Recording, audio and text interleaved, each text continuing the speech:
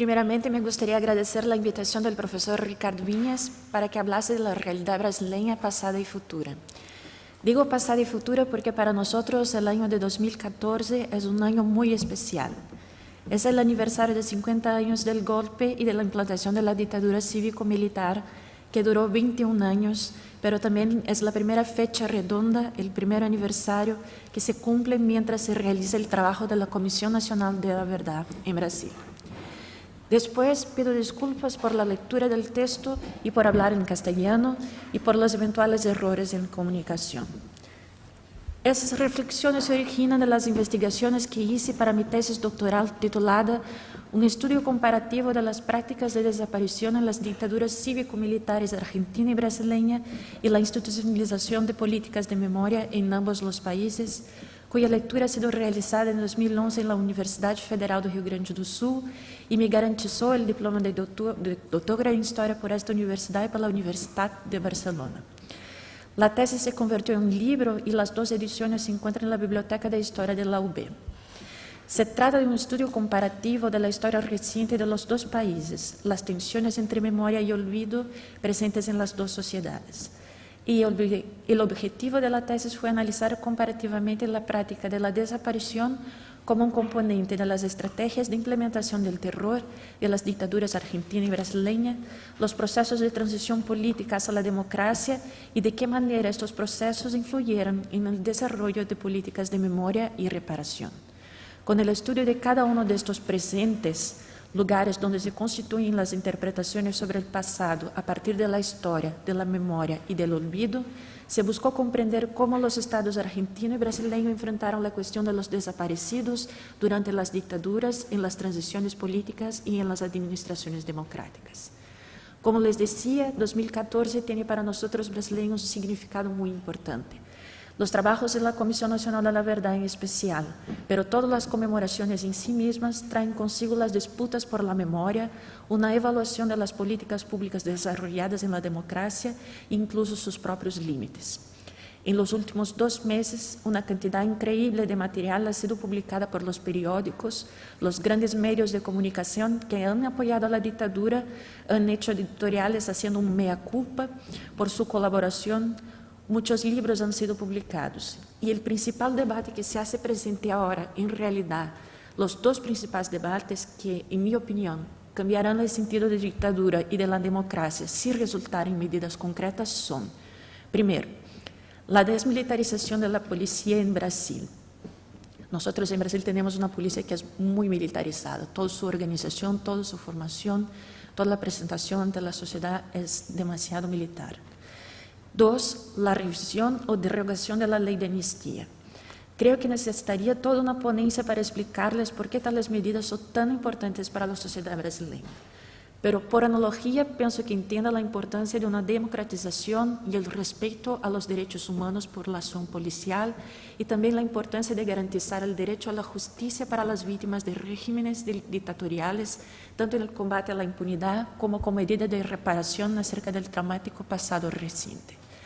Lo que sé sí es que es importante hablarles de algunas características generales de la dictadura brasileña antes de empezar el análisis de las políticas de memoria, su presencia o su ausencia en términos de acciones gubernamentales y la influencia que el miedo o una cultura del miedo ejerció y ejerce dificultando o impidiendo la elaboración de efectivas políticas públicas.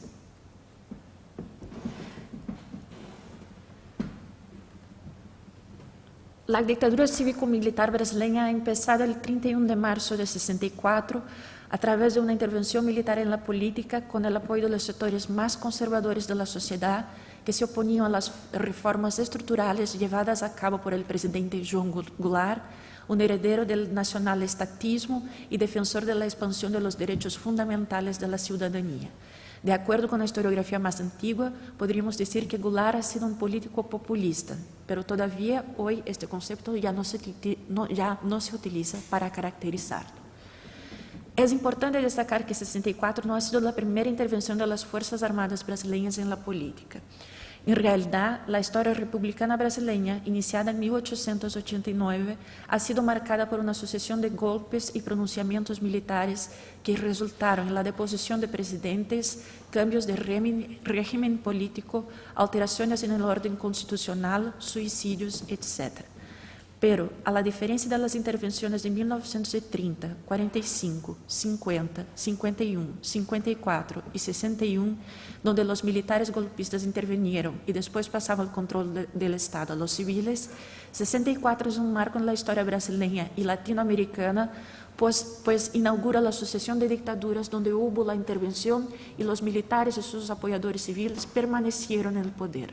Son las llamadas dictaduras de seguridad nacional, marcadas por la lógica de la Guerra Fría y del combate a la subversión, utilizándole de enseñamientos de contrainsurgencia de Estados Unidos y de la Guerra Revolucionaria de Francia, resultando en el terror de Estado. Pero, a la diferencia de las dictaduras implementadas en Argentina, Chile, Uruguay y Paraguay, la dictadura brasileña intentó construir mecanismos de legitimidad para que no se pareciera con la dictadura. Y esto influenció directamente en la formación de la memoria social sobre los años de autoritarismo. La experiencia de una dicta blanda y no una dictadura, como quieren algunos de los sectores conservadores de la sociedad, que por coincidencia o no, son aquellos que guardan algún tipo de complicidad con el régimen. Una de esas estrategias ha sido la utilización por los militares del término revolución para referirse a su gobierno. Revolución democrática de 31 de marzo, revolución brasileña han sido expresiones que utilizaron la valoración positiva que el concepto tenía en los 60 y 70 por representar la lucha contra la opresión y por la independencia que se trabajaba en el tercer mundo. Para distanciarse de una imagen dictatorial, los militares no vestían sus trajes de armas, siempre aparecían en público vestidos de civiles. Además, nadie hasta hoy les llama dictadores, sino presidentes militares. Un fenómeno raro ese brasileño, una dictadura sin dictadores.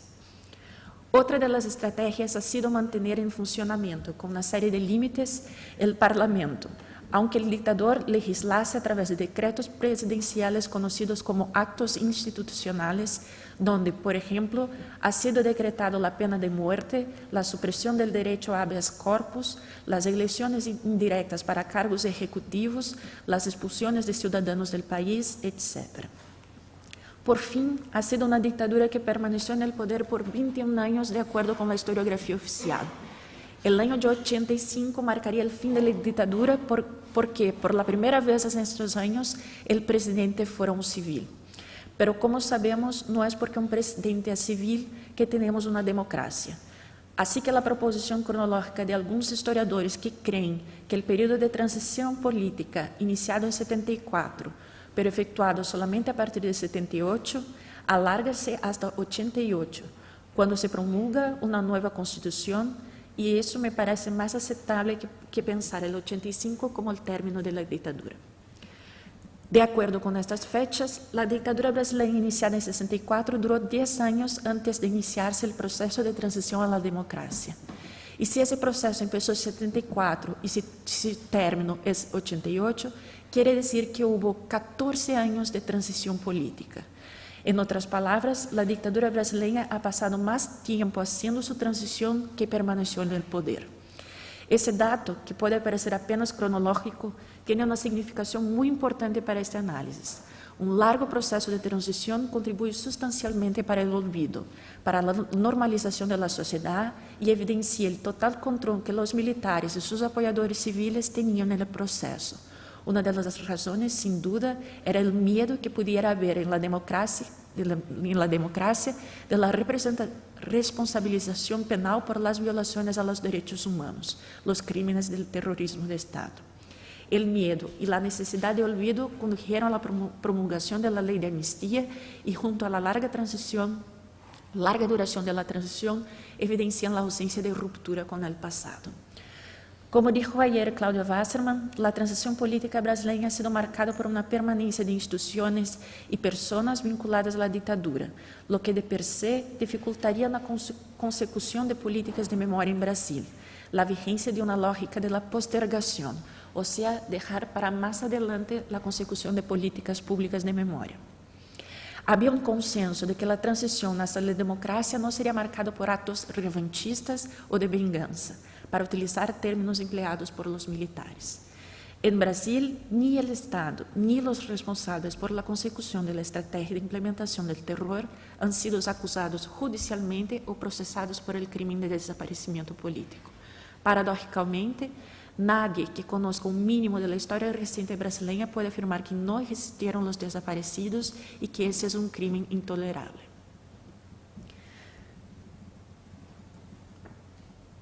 Essa primeira parte de mi ponencia ha hecho referencia a cuestiones históricas de la dictadura brasileña. Ahora me gustaría hablar un poco de las políticas de memoria en Brasil y la cuestión del miedo. La dictadura brasileña ha realizado su proceso de transición hasta la democracia desactivando, por veces solamente en parte, la estrategia de implementación del terror que permitió el secuestro, la tortura, la muerte y el desaparecimiento de millares de personas.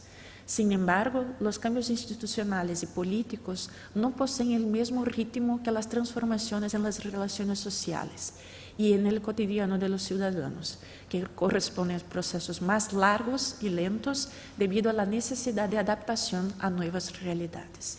Así, estas estrategias y el miedo se perpetúan cada vez que los gobiernos democráticos invocan imágenes fatales y catastróficas para poder consumar sus proyectos o para no desarrollar políticas públicas de memoria. El fin del régimen no significaba el fin del terror y la superación de los traumas. Los miedos permanecieron y condicionaron las acciones políticas de los gobiernos transicionales de las primeras administraciones civiles post-dictadura. Cesaban los hechos, pero no sus consecuencias. El miedo acerca de la futura democracia y un posible caos político era tan grande cuanto el miedo al terrorismo de Estado. Como he dicho al principio, la dictadura brasileña ha utilizado el terror como forma de control político de la población. Los secuestros, las torturas, las muertes, las desapariciones, la censura, todas esas prácticas hacían parte de una estrategia. Como consecuencia, han generado una llamada cultura del miedo. El término cultura del miedo ha sido utilizado por el politólogo argentino Guillermo O'Donnell para hacer referencia a las consecuencias psicosociales del terrorismo de Estado. Una importante observación hecha por investigadores que siguieron trabajando con el concepto es que el miedo, a la diferencia del régimen dictatorial, no se marca por fechas precisas, tampoco termina cuando empiezan las democracias. El miedo tiene un componente residual que queda latente en las sociedades, pudiendo ser despertado de acuerdo con la conveniencia. Hoy en Brasil, todas las veces cuando se habla de la desmilitarización de la policía o de la revisión de la ley de amnistía, las imágenes invocadas por los sectores contrarios, incluso las Fuerzas Armadas, es la idea de caos, de amenaza de la democracia, de cubanización, chinificación o venezuelización de Brasil. O peor, decían que había un gran problema, en la transición política, decía que había un gran problema en la argentinización de la transición política en Brasil, la llamada por la prensa brasileña de la síndrome de Alfonsín. O sea, el problema que hubiera la responsabilización penal en el proceso de transición política en Brasil. Y para hablar del miedo de ayer, ayer y de la dictadura y el miedo de hoy que impiden la realización de efectivas políticas de memoria en Brasil, creo que he encontrado un buen ejemplo para hacer la conexión entre los sentimientos de las dos épocas. La ley que ha creado la Comisión de la Verdad en Brasil ha sido aprobada en 2011 y los trabajos de la Comisión han empezado en mayo de 2012, ¿no? Y en estos últimos un año y, casi 2 años, ¿no? Se han hecho invitaciones para que militares y para víctimas de la dictadura se vayan a las audiencias para dar sus testigos y contribuir con el trabajo de la comisión. Y así me gustaría hablar de un señor llamado Paulo Malhães.